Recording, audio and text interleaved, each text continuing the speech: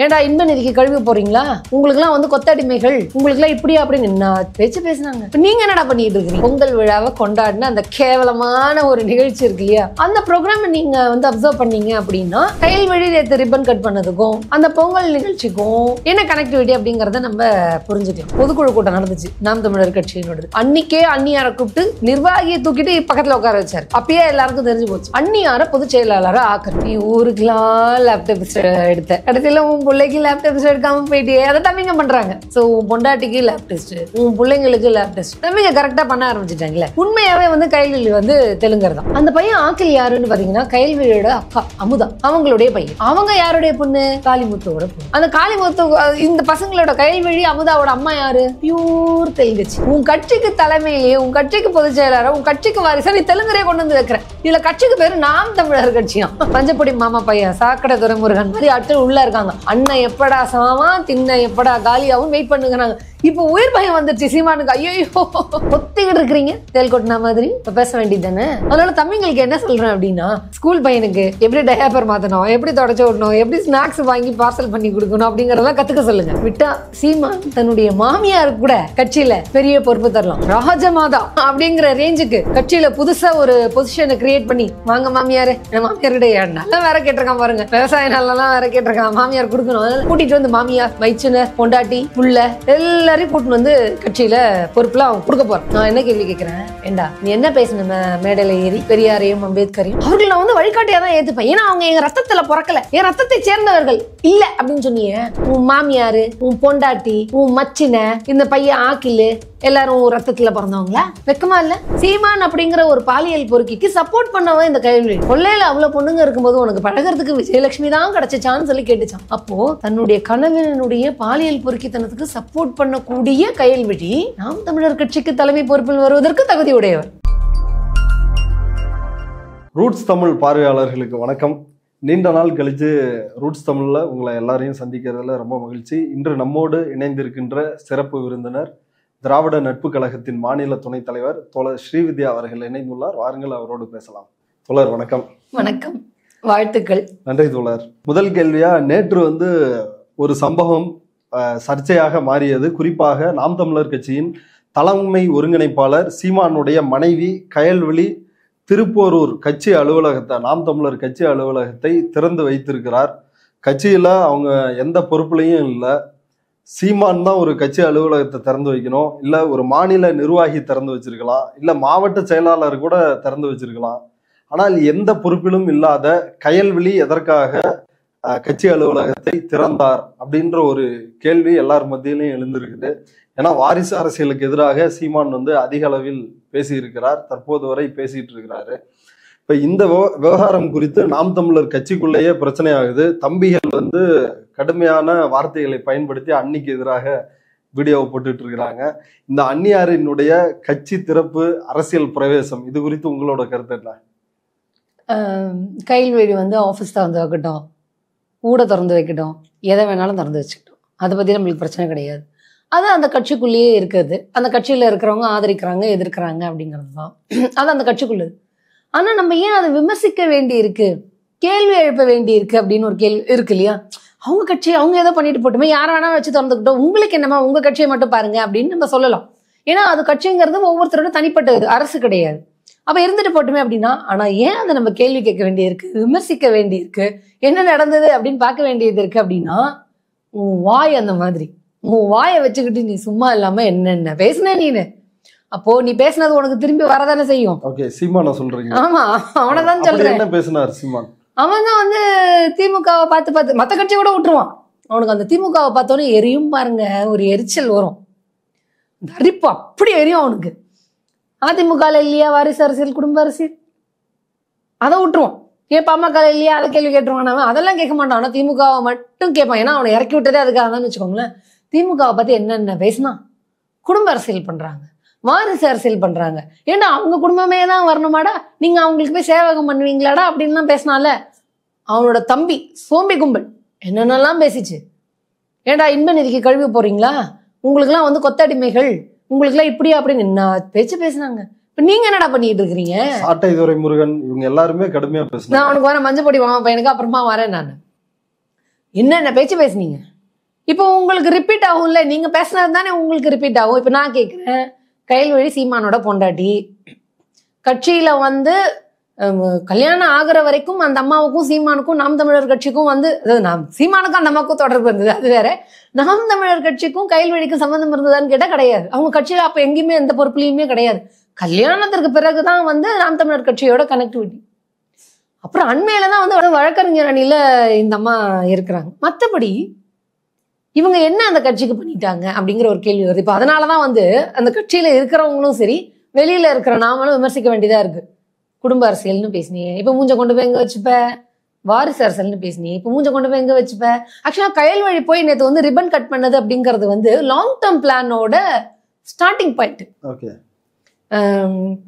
ஆக்சுவலா அந்த சீமானோடய நீங்க ரீசெண்டா ஒரு ப்ரோக்ராம் ஒண்ணு பார்த்திருக்கலாம். பொங்கல் விழாவை கொண்டாடின அந்த கேவலமான ஒரு நிகழ்ச்சி இருக்கு இல்லையா, காண சகிக்காத கர்ண கொடூரமான ஒரு ப்ரோக்ராம் அது. ஆனா நான் ஃபுல்லா எல்லாம் பார்க்கல, கொஞ்சம் தான் பார்த்தேன் நான். அதுவே பார்க்க முடியல, இப்படியெல்லாம் ஐயோ ஐயோ ஐயோன்னு தலையில அடிச்சுக்கிற மாதிரி இருக்கு. அந்த ப்ரோக்ராம் நீங்க வந்து அப்சர்வ் பண்ணீங்க அப்படின்னா, கயல்வழி நேற்று ரிப்பன் கட் பண்ணதுக்கும் அந்த பொங்கல் நிகழ்ச்சிக்கும் என்ன கனெக்டிவிட்டி அப்படிங்கிறத நம்ம புரிஞ்சுக்கலாம். என்ன கனெக்ஷன்? அந்த நிகழ்ச்சி நீங்க பாத்தீங்கன்னா அதுல வந்து ஆக்கில்னு ஒரு பையன், சீமானுடைய புள்ள, வாரிசு அரசியல், அவனை வந்து அந்த ப்ரோக்ராம் பார்த்தீங்கன்னா அவனை ரொம்ப ப்ரொமோட் பண்ற மாதிரி தான் இருக்கும். அன்னியார் கயல்விழிக்கும் ஆக்கிலுக்கும் தான் அந்த வந்து பொங்கல் நிகழ்ச்சி. அது பொங்கல் செலிப்ரேஷன் கிடையாது, அன்னியோட செலிப்ரேஷன், ஆக்கிலோட செலிப்ரேஷன். என்னன்னா சீமானுடைய லாங் டேர்ம் பிளான், இந்த பையனை கட்சியில பொறுப்புக்கு இவர் இருக்கிற இடத்துக்கு கொண்டு வந்துடணும். ஆனா பாருங்க, அவன் ஸ்கூல் படிக்கிற பையன் தான், பெரிய பையன் கிடையாது. இன்னும் ஒரு 10 வருஷம் 12-13 வருஷம் இருக்கும் இல்லையா உள்ள வந்து இறங்குறதுக்கு. அது வரைக்கும் தன் பொறுப்பை, அதாவது சீமான் இருக்காரு பாருங்க அந்த பொறுப்பை, அதை அவர் பத்திரமா வச்சுக்கணும். அந்த பொறுப்புல சீமான் இருக்கணும், உயிரோடு இருக்கணும். அப்பதான் வந்து தன்னுடைய வாரிசுகிட்ட அந்த சீட்டை தூக்கி கொடுக்க முடியும். இந்த இடைப்பட்ட காலத்தை எப்படி வந்து ஃபில் பண்றது அப்படின்னு யோசிக்கும் போதுதான் அவருக்கு கிடைச்சது கயல்வழி, அன்னியார் கயல்வழி. சரி, நம்ம அதை என்ன பண்ணுவோம், அது வரைக்கும் அன்னியாரை நம்ம வந்து பொறுப்புல எடுத்துட்டு வந்து, என்ன பொறுப்புனா பொதுச் செயலாளர் பொறுப்பு. இதுவும் நீங்க பாத்தீங்க அப்படின்னா அவங்களோட பொதுக்குழு கூட்டம் நடந்துச்சு நாம் தமிழர் கட்சியினோடது. அன்னைக்கே அன்னியாரை கூப்பிட்டு நிர்வாகியை தூக்கிட்டு பக்கத்துல உட்கார வச்சாரு. அப்பயே எல்லாருக்கும் தெரிஞ்சு போச்சு, சரிங்களா? அது ஒரு நிகழ்ச்சி இருக்கணும். இந்த பிளான்னாலதான் இல்ல பொதுக்குழுல இன்னொரு பெண் நிர்வாகியும் பேசினாங்க. சொல்றேன் அதுக்கு பின்னாடி இருக்கிற ரீசன்ஸ் எல்லாமே நான் சொல்றேன். இப்போ தன்னுடைய வாரிசு வர வரைக்கும் அன்னியார பொதுச் செயலாளரை ஆக்கணும். திடுதப்புன்னு ஆக்குனா என்ன ஆகும்? கருத்து போவீங்களே, தம்பிங்களே கருத்து போவீங்களே. ஏன்டா ஊர் கட்சியெல்லாம் வந்து நீ வந்து பேசிவிட்டு உன் கட்சியிலேயே நீ அதெல்லாம் பண்றியாடா, மொல்ல மாதிரி முடிச்ச வைக்கின்னு பேசுவாங்கல்ல. அப்ப என்ன பண்றதுன்னா பொதுக்குழுவை கூப்பிட்டு ஒரு பொண்ணு, அம்மா நீயா பேசுமா அப்படிங்கிற மாதிரி பேச வைக்கிறது. அவங்களும் போய் ஒரு பெண் வந்து பொறுப்பில் இருக்கணும் அப்படிங்கறதெல்லாம் பேச வைக்கிறது, பொதுச் செயலாளர் ஆகணும். ஓகேவா? நான் சொல்லலப்பா, கட்சியில வந்து கேட்டாங்கப்பா, அதனாலதான்ப்பா நான் கொண்டு வந்தேன். ஏன் கட்சியில வேற எந்த பொண்ணுங்களுமே இல்லையா? உங்க நொண்ணி கயல்வழி தான் கிடைச்சாங்களா? காளியம்மாள் இருக்காங்க. ஆமா, காளியம்மாள். ஐயோ, எல்லாம் சோம்பி கூட்டம். அப்ப கட்சியில எவ்வளவோ பெண்கள் இருக்காங்கல்ல, ஏன் உங்களுக்கு அன்னியார் மட்டும் கண்ணுக்கு தெரியுறாங்க? ஒண்ணு. இன்னொன்னு, சீமானுக்கு கட்சியில ஒரு மிக பெரும் பிரச்சனை அப்படின்னா என்னன்னா, அந்த நாம் தமிழர் கட்சி அப்படிங்கிறது வந்து கொள்ளடிக்கிற கட்சி தான். அதாவது பொய் சொல்லி ஃபண்டை கலெக்ட் பண்ணணும், அதை பங்கு பிரிச்சுக்கணும். இது மட்டும் தான் உங்களோட வேலையை தவிர கட்சியை வளர்க்கணும், தமிழ்நாட்டில் வந்து ஆட்சியை பிடிக்கணும், அதன் மூலியமாக மாற்றம் வளர்ச்சி எல்லாம் கொண்டு வரணுங்கிற எண்ணம்லாம் கிடையாது. இப்போ சீமானுக்கு அங்க இருக்கக்கூடிய ஒரு பெரும் சிக்கல் என்ன அப்படின்னா, அண்மையில நடந்த சம்பவங்களை பார்க்கும்பொழுது சீமானு ஒரு மேடையில வந்து புலம்பிருப்பாரு. எல்லாரும் நான் தான் அடுத்ததுக்கு வரணும், நான் தான் அடுத்த பொறுப்புக்கு வரணும், அடுத்த சீமான் அப்படின்னு தான் வரீங்க, அப்படியெல்லாம் வரக்கூடாது அப்படிங்கறது வந்து ஒரு பேட்டியில வந்து சொல்லியிருப்பாரு. அந்த பொதுக்குழு கூட்டத்திலையும் பாத்தீங்க அப்படின்னா வந்தவங்க எல்லாரும் என்ன பேசினாங்க? சீமான் ஒருத்தன் தான்டா இந்த கட்சிக்கு, வேற யாரெல்லாம் கிடையாதுடா, வேற சீமானே இந்த கட்சிக்கு கிடையாதுடா. இதெல்லாம் யாருக்கு அவங்க சிக்னலா சொன்னாங்கன்னா அந்த மஞ்சப்பொடி மாமா பையன் சாட்டை துரைமுருகனுக்கு தான் வந்து சொன்னது. அதுக்கு நான் அப்புறமா வரேன். டைரக்டர் கலைஞன் கூட ரொம்ப ஆவேசமா பேசினாரு. ஆமா, எதுக்கு அவன் அங்க வந்து பேசினான்னு எனக்கு தெரியல. அது அந்த கட்சி கூட்டம், அந்த கட்சியோட பொதுக்குழு கூட்டம். உண்மையே புரிஞ்சுக்கோ, அது வந்து அந்த அதாவது அவங்க வந்து ஒரு நிகழ்ச்சி நடத்தல, அவன் வந்து பேசுறதுக்கு. அந்த கட்சியினுடைய பொதுக்குழு கூட்டத்துல கலைஞத்துக்கு என்ன வேலை? சரி வந்தாதான் வந்தான் அண்ணன் அப்படின்னு கும்பிட போட்டு போயிருக்கலாம்ல. அங்க இருக்கிற தம்பிங்களுக்கு இவன் கிளாஸ் எடுத்தான் பாருங்க. அதான் தம்பிங்க வந்து காண்டாயிட்டாங்க. யாரா நீனு, உனக்கு மேடையில இடம் கொடுத்ததே தப்பு, இதில் நீ யாரா எங்களுக்கு வந்து கிளாஸ் எடுக்கிறதுக்கு? நீ என்ன அவ்வளவு பெரிய அப்பாட்டக்கரா? அப்படின்னு அவங்களுக்கு கோவம் வந்துருச்சு. வந்து அவனும் என்ன சொல்றான், இந்த கட்சிக்கு கிடைக்கிற ஓட்டுக்கு காரணம், கிடைக்கிற தமா தூண்டு ஓட்டுமே வந்து சீமான் அப்படிங்கிற முகத்துக்காக தான், இங்க வேற யாரும் கிடையாது, இங்க ஒரே ஒரு சீமான் தான் வந்து பயங்கரமா பேசினோட தம்பிங்களுக்கு கோவம் வந்துச்சு. என்னுடைய இடத்துக்கு வேற யாரும் ஆசைப்படக்கூடாது அப்படிங்கறத சீமான் பேட்டியில சொன்னான். பொதுக்குழுல வந்து சீமான் ஒருத்தர் தான் அப்படின்னு சொல்லிட்டு எல்லாரையும் பேச வைக்கிறான். அந்நியாரை கூப்பிட்டு பக்கத்துல உட்கார வச்சுக்கிறான். இதன் பிறகு அந்த பொங்கல் விழா வருது. அதுல அந்த அவனுடைய பிள்ளைய வந்து ப்ரமோட் பண்றான். பயங்கரமா அந்நியார் டான்ஸ் ஆடுறதெல்லாம் வந்து காமிச்சிருக்காங்க. அவசியமே இல்லையே, மூணு டான்ஸே பார்க்க சகிக்கல, இல்ல உன் பொண்டாட்டி டான்ஸ் வர நீ வந்து எங்களை பார்க்க வைக்கிறன்னா எவ்வளவு கொடுமைக்காரனா இருப்பான் பார்த்துக்காங்க அவன். அப்போ கட்சிக்குள்ள வாரிசு அரசியலை எடுத்துட்டு வரணும், குடும்ப அரசியல் நடத்தணும், அதற்கான முன்னோட்டம் தான் இது. இது நீங்க எப்படி புரிஞ்சுக்கலாம்? சரி, இந்த 2 நிகழ்ச்சியை மட்டுமே வந்து போதுமானதா அப்படின்னு பாத்தீங்கன்னா, நாம் தமிழர் கட்சியில இருந்து மிக முக்கியமான மாநில நிர்வாகிகள்லாம் வெளியே வந்துட்டு இருக்கிறாங்க. என்னுடைய பொறுப்புல இருந்து நான் வந்துட்டேன், நாம் தமிழர் கட்சிக்கு எனக்கு சம்பந்தமே கிடையாதுன்னு வெற்றிக்குமரன் அவரே வெளியேற்றிட்டாரு. ஆமா, ஏன் அப்படின்னா வெற்றிக்குமரன் தான் வந்து கட்டையை போட்டது, ஓகே, அண்ணனுடைய கனவுல வந்து மண்ணள்ளி போட்டது. என்ன அப்படின்னா, இதுக்கு முன்னாடி பொதுச் செயலாளராக இருந்தவர் வந்து தடா சந்திரசேகர், அவர் இறந்து போயிடுறாரு. இப்போ அந்த இடத்துக்கு யாராவது ஒருத்தரை கொண்டு வரணும். அப்படி கொண்டு வரலாங்கும் போது அண்ணனுடைய மனசுல உதித்தது அண்ணியோட கையில் வழி முகம்தான். அதனால நம்ம அண்ணி யாரையா எடுத்துட்டு வந்துருவான்டானா தம்பிங்களை பொலிச்சுன்னு மூஞ்சில துப்பிட்டாங்க. என்னது, மற்றவங்களுக்குலாம் நீ வந்து வாரிசு அரசியல்னு பேசிக்கிட்டு இருக்கிற, அப்புறம் உனக்கு என்னடா யோகிதை இருக்கும், நீ போய் மேடையில ஏறி நிக்கிறதுக்கு உனக்கு ஏதாவது கொஞ்சமாவது யோகிதை இருக்குமா, வெக்கம் கட்டவனே மானம் கட்டவனேன்னு சொல்லி கழுவி ஊத்திருப்பாங்க போல இருக்கு. தடா சந்திரசேகர் பொதுச் செயலாளராக இருந்தார் இல்லையா, அவர் உயிரோடு இருக்கும்போது அண்ணன் அவரெல்லாம் பேசி ஒரு முடிவுக்கு வந்துட்டாங்க, நம்ம அண்ணியை வந்து எப்படியாவது பொதுச் செயலாளர் ஆக்கிடலாம் அப்படின்னு சொல்லிட்டு. அப்ப மாநில நிர்வாகிகள் சிவகுமார், வெற்றிக்குமரன் கிட்ட எல்லாம் வந்து தடா சந்திரசேகர் பேசும்போது அந்த கனவுல கட்டையை போட்டது யாரு அப்படின்னா வெற்றிக்குமரன் தான். அவர் தான் இப்ப கட்சியை விட்டு வெளில வந்துட்டார். அப்ப எந்த அளவுக்கு இவங்க டார்ச்சர் பண்ணியிருப்பாங்கன்னு பாத்துக்கோங்க, அண்ணிய பொதுச் செயலாளராக்கணும், அண்ணிய பொதுச் செயலாளராக்கணும்னு சொல்லிட்டு. அப்போ மாநில தனக்கு ஆதரவாக, தன்னுடைய கருத்துக்கு ஆதரவாக நான் சொல்றதெல்லாம் மண்டை ஆட்டிக்கிட்டு சிந்திக்காம கேட்கறவங்க தான் வேணும் அப்படின்னு சொல்லிட்டு இதை பண்ணிக்கிட்டு இருக்கிறாங்க. ஸோ அந்நியார பொதுச் செயலாளர் ஆக்கணும்னு முன்னாடி சொல்லும் போதே வெற்றிக்குமரன் அதை தடுத்ததுனால அவருக்கு பல ப்ரெஷர் எல்லாம் கொடுத்து அவர் கட்சியை விட்டுட்டு வெளில வந்துட்டார். இப்போ அந்நிய பொதுச் செயலாளர் ஆக்கணும், அகிலனை வந்து ஹாக்கில வந்து ப்ரமோட் பண்ணணும். இதற்கு அங்க சில அல்லக்கைகள் இருக்கு. அந்த அல்லக்கைகள் பேர் என்னென்ன அப்படின்னு பாத்தீங்கன்னா, மைக்கேல், அப்புறம் ராஜன், சிவகுமார், இவங்கெல்லாம் வந்து அண்ணனோடுக்கு ஜால்ரா போடுறாங்க. அண்ணே நீங்க என்ன சொன்னாலும் ஓகேண்ணே, டிங்கு டிங்கு டிங்குன்னு தலையாட்டுப்பாங்க. இப்ப இந்த கூட்டத்தெல்லாம் வச்சு கட்சிக்குள்ள ஒரு டாக்கை கிரியேட் பண்றது, அண்ணிதான் பொதுச் செயலாளராக வரணும், அடுத்த வாரிசு அண்ணனுக்கு அப்புறம் அண்ணனோட புள்ள ஆக்கில் தான் அப்படின்னு சொல்லிட்டு பண்ணிக்கிட்டு இருக்காங்க. ஆனால் அந்த கட்சிக்குள்ளேயே இருக்கக்கூடிய தம்பிகளுக்கு இப்ப இதெல்லாம் ஏத்துக்கிட்டவங்க சோம்பி, இதெல்லாம் ஏத்துக்காதவங்க தம்பி. இப்ப நான் அந்த லைன் போடுறேன், நீ ஊருக்கெல்லாம் போய் வாரிசு அரசியல் கூடாது, இந்த அரசியல் கூடாது, அந்த அரசியல் கூடாது அப்படின்னு எல்லாம் சொல்ற இல்லையா, இதை நீ நீ இப்படி எல்லாம் பேசிட்டு இப்படி மாறுறியேன்னு எதிர்க்கிற தம்பிகள், இல்ல இல்ல அண்ணன் என்ன சொன்னாலும் பரவாயில்ல, கொள்ளடிக்கிற காசுல பங்கு வந்தா போதும் தலையாற்றக்கூடிய சோம்பிகள். இப்போ இந்த தம்பிகள் கட்சிக்குள்ளேயே எதிர்ப்பு தெரிவிக்கிறாங்க. அண்ணனுக்கு ரொம்ப ஷாக் ஆயிடுச்சு. அதனாலதான் பாத்தீங்கன்னா கொஞ்ச நாளாவே வந்து ஒரு மாதிரி கெட்டப்ல இருப்பார், ரொம்ப சோகமா இருக்கிற கெட்டப், ஷேவ் கூட பண்ணாம. இல்ல அதுல ஒரு விஷயம் என்னன்னா, இன்னொரு முக்கியமான குற்றச்சாட்டை வந்து நாம் தமிழர் தம்பிகள் சமூக வலைதளத்துல எழுப்புறாங்க. ஒரு கொல்ட்டி அவங்க, ஒரு தெலுங்கர், அவங்க உண்மையான பேர் வந்து கயல்வெளி இல்ல ஞானாம்பாள் அப்படின்றாங்க. அந்த அந்த விஷயத்தை எப்படி பாக்குறீங்க? நீ ஊருக்கெல்லாம் லேப்டாப் எடுத்த, கடைசியில உன் பிள்ளைக்கு லேப்டாப் எடுக்காம போயிட்டே, அதை தம்பிங்க பண்றாங்க. ஸோ உன் பொண்டாட்டிக்கு லேப் டெஸ்ட், உன் பிள்ளைங்களுக்கு லேப் டெஸ்ட், தம்பிங்க கரெக்டா பண்ண ஆரம்பிச்சிட்டாங்கல்ல. உண்மையாவே வந்து கைலில் வந்து தெலுங்கர் தான். அவருடைய வாரிசாக காட்டப்படுகிற ஆகில் அவரும் தெலுங்கர் தான், அக்மார் தெலுங்கர். நீங்க லேப் டெஸ்ட் எடுத்தீங்கன்னா 100% தெலுங்கு அப்படின்னு வரும் அவங்க மொழி. தெலுங்கர் அந்த பையன் ஆக்கில் யாருன்னு பாத்தீங்கன்னா கைல்வெளியோட அக்கா அமுதா, அவங்களுடைய பையன். அவங்க யாருடைய பொண்ணு? காளிமுத்துவோட பொண்ணு. அந்த காளிமுத்து, இந்த பசங்களோட கைல்வெளி அமுதாவோட அம்மா யாரு? பியூர் தெலுங்குச்சி. உங்கள்ல இருந்து கூட வந்திருக்கலாம், நம்மளுக்கு தெரியாது. இவங்க சொல்றாங்கல்ல தெலுங்கு. அப்போ நீங்க இதெல்லாம் பார்த்து தாய் வழி சமூகம் இல்லையா? அவரோட தந்தை அமுதாவோட கணவர் அவர் வந்து வெளிநாட்டுல இருக்கிறாரு, அமெரிக்கால இருக்கிறவர். அவரும் தெலுங்கர் தான், அவரும் தெலுங்கர் தான். நீங்க உங்களுக்கு டவுட்டே வேணாம். நீங்க பாருங்க, இப்ப நீ அது என்னென்ன பேசிச்சு உன் வாய். இப்ப பாரு, உன் கட்சிக்கு தலைமையிலேயே, உன் கட்சிக்கு பொதுச் செயலாளர், உன் கட்சிக்கு வாரிசா நீ தெலுங்கரே கொண்டு வந்து வைக்கிற. இதுல கட்சிக்கு பேரு நாம் தமிழர் கட்சியா? யார் வேணாலும் வரட்டும் அப்படிங்கிறதா நம்மளுடைய கருத்தாக இருந்தால் கூட நீ பேசினதுக்கும் நீ நடந்துக்கிறதுக்கும் எவ்வளவு கான்ட்ராஸ்ட் இருக்கு. நீ எப்படி எல்லாம் மக்களை ஏமாத்திட்டு இருக்க பாருங்களேன். இவ்வளவு வருஷம் அந்த கட்சியை வச்சு இவன் எவ்வளவு கோடி கோடியா வந்து மக்களை ஏமாத்தி சம்பாரிச்சிருவான். இல்ல எல்லாரும் குறிப்பா வந்து விஜயகாந்த் வந்து ஒரு தெலுங்கு ஆள தமிழை பார்த்துட்டு இருப்பானா அப்படின்னு மேடைகளில் பிரச்சாரம் செய்தார் சீமான். ஆனா இன்னைக்கு வந்து அவருடைய மனைவியையும் அவருடைய மகனையும் ப்ரொமோட் பண்றதுன்றது அதை எப்படி புரிஞ்சுக்கிறது? அவனுக்கு எந்த ஒரு பிரின்சிபலுமே ஒரு ஃபியூச்சரோலாம் கிடையாதுங்க. இவ்வளவு வருஷம் ஈழத்தமிழர்கள் கிட்ட இருந்து அவன் ஏமாத்தி காசு வாங்கினானா, கொலை கொலையா அடிச்சுட்டானா, அவனுக்கு என்னைக்குமே கட்சி நடத்தணுங்கிறதெல்லாம் கிடையாது. இப்போ அவனுக்கு இருக்கக்கூடிய பெரும் ப்ரெஷர் யாருன்னா, பெரும் பிரச்சனை யாரு அப்படின்னா, இந்த மஞ்சப்பொடி மாமா பையன் சாக்கடை துரைமுருகன் மாதிரி ஆட்கள் உள்ள இருக்காங்க.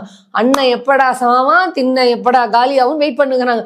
இப்போ உயிர் பயம் வந்துருச்சு சீமானுக்கு. ஐயோ ஏய் பொறுப்புக்காக நம்மளே கூட இவனுக்கு போட்டு தள்ளிட்டு உட்காந்துருவானுங்க போல இருக்கே, என்னடா பண்றதுன்னு ஒரு பயம் வந்துருச்சு. அப்போ நம்மளுடைய சீட்டை நம்மளுடைய இடத்தை தக்க வச்சுக்கணும் அப்படின்னா நம்ம குடும்பத்துல இருந்தே ஆள் எடுத்துட்டு வந்துரும், பொண்டாட்டி எடுத்துட்டு வந்துரும், பிள்ளைங்களை எடுத்துட்டு வந்துரும் அப்படிங்கிற ஒரு அந்த பிரச்சனையின் காரணமாக தான் இவன் வந்து அந்த வேலையை எடுத்துட்டு வரான். அப்போ அந்த கட்சியில இவனை சுத்தி இருக்கக்கூடியவர்கள் சீமானை போன்ற ஃப்ராடு ஏமாத்துக்காரங்க. இதுக்கு முன்னாடியே கயல்வெளி, இப்ப இந்த ஆகில், இவங்களுக்கு முன்னாடியே வந்து ஜேம்ஸ் சீமானுடைய தம்பி, அவரை முன்னிலைப்படுத்துற முயற்சிகள் வந்து நடந்து அதற்கும் எதிர்ப்பு வந்து சீமான் பின்வாங்கினாரு.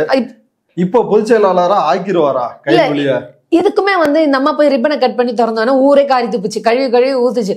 அவங்க தம்பிங்களே ஊத்திட்டாங்க. அதனால உடனே எதுவுமே ஆற போட்டு செய்யணும் இல்லையா? அதனால என்ன பண்றாரு அப்படின்னா, அவருக்கு என்ன பிளான் இருக்கு அப்படின்னா, ஓகே நம்ம அந்நியாரை வந்து இமீடியட்டா பொதுச் செயலாளரை ஆக்கிட வேண்டாம், அதுக்கு பதிலாக வேற ஒருத்தரை சப்ஸ்டியூட்டா, அதாவது எப்படி ஜெயலலிதாக்கு பதிலாக சசிகலா இருந்துச்சோ, ஜெயலலிதாக்கு பதிலாக ஓபிஎஸ் இருந்துச்சோ, ஜெயலலிதாக்கு பதிலாக வந்து இபிஎஸ் இருந்தாங்க, இந்த மாதிரி அந்நியார் கயல்விழிக்கு பதிலாக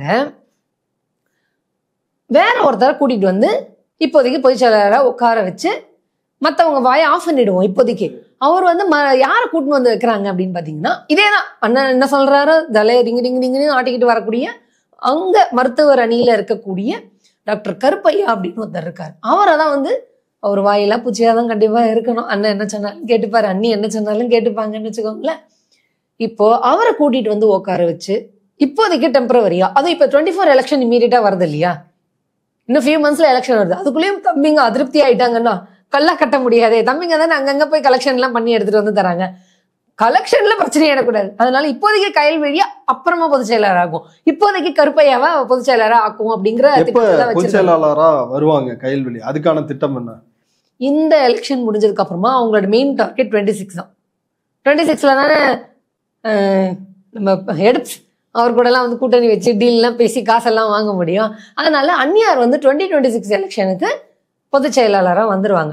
அதுக்கும் அடுத்த எலெக்ஷனுக்கு ஆக்கில் அவரோட வாரிசு வந்தாலும் ஆச்சரியப்படுறதுக்கு இல்லை. அதனால இதுதான் வந்து அவங்களுக்குள்ள இருக்கக்கூடிய பிளான்.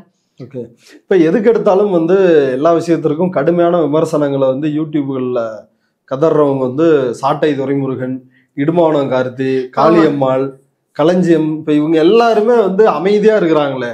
கட்சியில ஒரு உறுப்பினரா இருக்கிறவங்க, எந்த நிர்வாக பொறுப்புலையும் இல்லாதவங்க, மாவட்ட மாநில எந்த பொறுப்புலையும் இல்லாத கயல்வெளி சீமான் மனைவி என்பதற்காகவே போய் ரிப்பன் வெட்டி கட்சி ஆபீஸை திறக்கிறாங்க.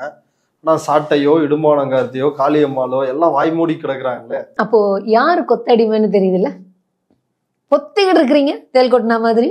இப்ப பேச வேண்டியது தானே, பேசண்டா. என்ன பேசணும் முன்னாடி எல்லாம் பேச, இன்னைக்கு போய் பேச. இவங்க நீங்க சொன்ன இந்த 4 பேருமே வந்து இப்ப ரொம்ப சோக கடல்ல இருப்பாங்க. அண்ணன் எப்போ மண்டையை போடுவான், எப்போ நம்ம அந்த இடத்துக்கு எப்போ உட்காருவோம்னு ஆசை.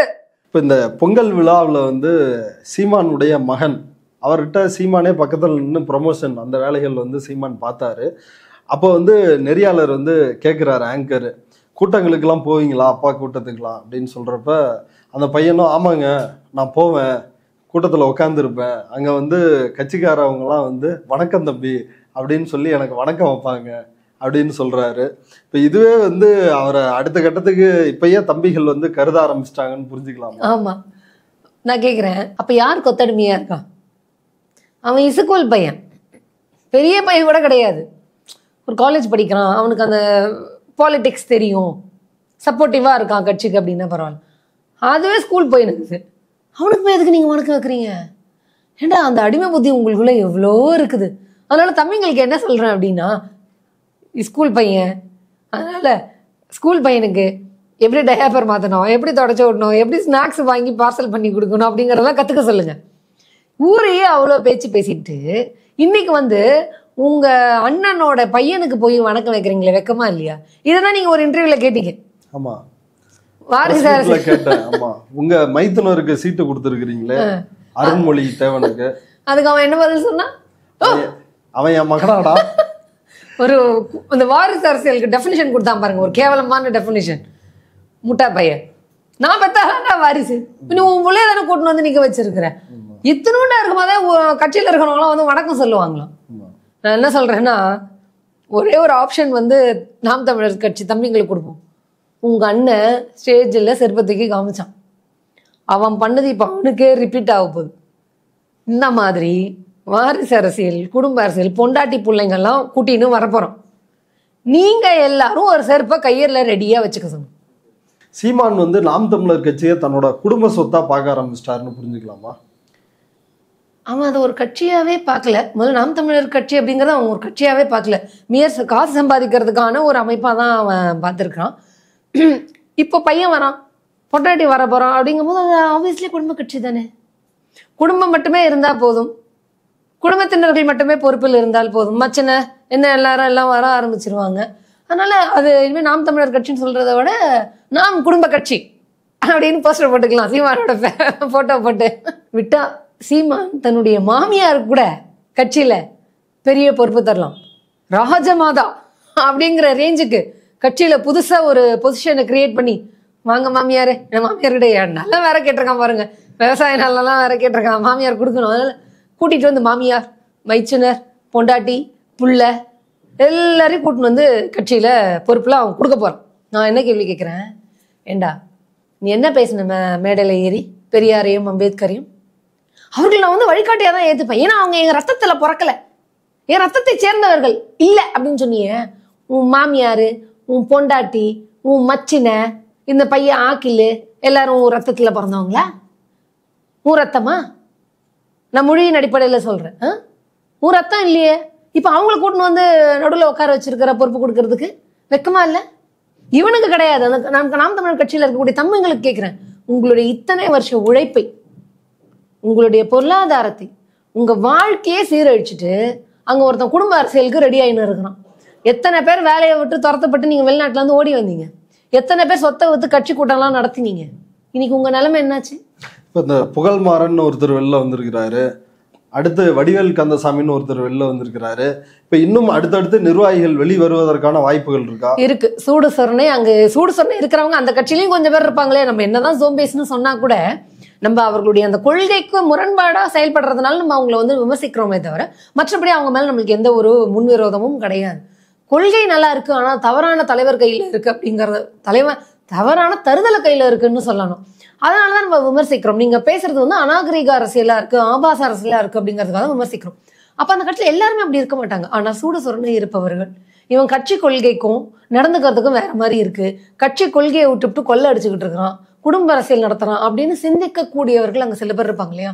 அவங்க இனி வருங்காலத்தில் நாம் தமிழர் கட்சியை விட்டு வெளியேறுவதற்கு வாய்ப்பு இருக்கு. அப்ப முக்கியமானவர்கள்லாம் போயிட்டாங்க அப்படின்னா இவன் அங்க யாரை வச்சு கட்சி நடத்த போறான்னு எனக்கு தெரியும். ஓகே, கயல்விழி வந்து இன்னொரு பிரேமலதா அப்படின்னு சொல்லி ஒரு விமர்சனம் இருக்குது. அப்படி இருக்கிறப்ப கட்சியில் ஒரு முக்கிய பொறுப்பு பொதுச் செயலாளர், அந்த பதவிக்கு தகுதியானவரா கயல்விழி சீமான்? அவங்க வந்து பிரேமலதாங்கிறது எந்த ஆங்கிள் சொல்றாங்க தெரியல. அந்த குடும்பத்துல இருந்து வர்றது, பொண்டாட்டியே வர்றதுனால பிரேமலதான்னு சொல்றாங்க அப்படின்னா ஓகே.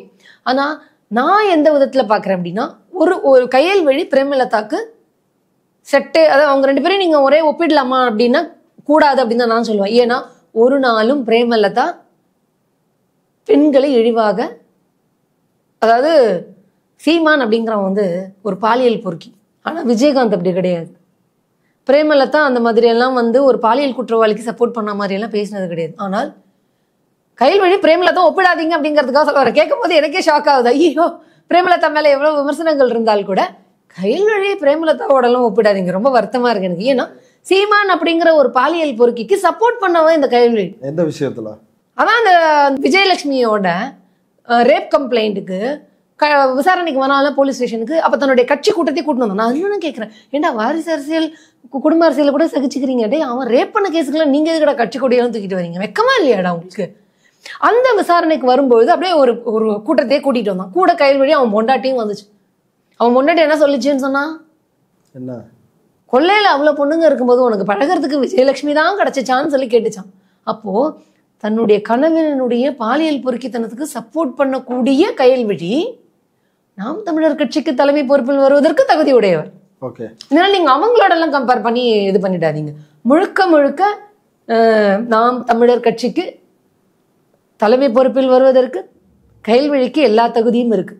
இந்த பாலியல் குற்றவாளி சீமானுக்கு சப்போர்ட் பண்ணதாகட்டும், தெலுங்கை தாய்மொழியாக கொண்டதாக இருக்கட்டும், பிரபாகரனை தூக்கி கொண்டு வந்து தூக்கில் போட்டு கொல்லணும் அப்படிங்கிற தீர்மானத்தை நிறைவேற்றிய காளிமுத்துவின் மகளாக கயல்விழி இருக்கும் பொழுது, ஏன்னா பிரபாகரன் அப்படிலாம் பேசிக்கிறாங்களே, அவரை தூக்கில போட சொன்னவருடைய பொண்ணுதான் இந்த அம்மா. எல்லா தகுதியும் அந்த ஜோம்பி கூட்டத்தை வழிநடத்துவதற்கு எல்லா தகுதியும் சீமானுக்கு இருப்பது போல கயல்விழிக்கும் இருக்குது. ஓகே, இவ்வளவு நேரம் எங்களுடைய பார்வையாளர்களுக்காக நேரத்தை ஒதுக்கி கருத்துக்களை பகிர்ந்துட்டதுக்கு மிக்க நன்றி. நன்றி.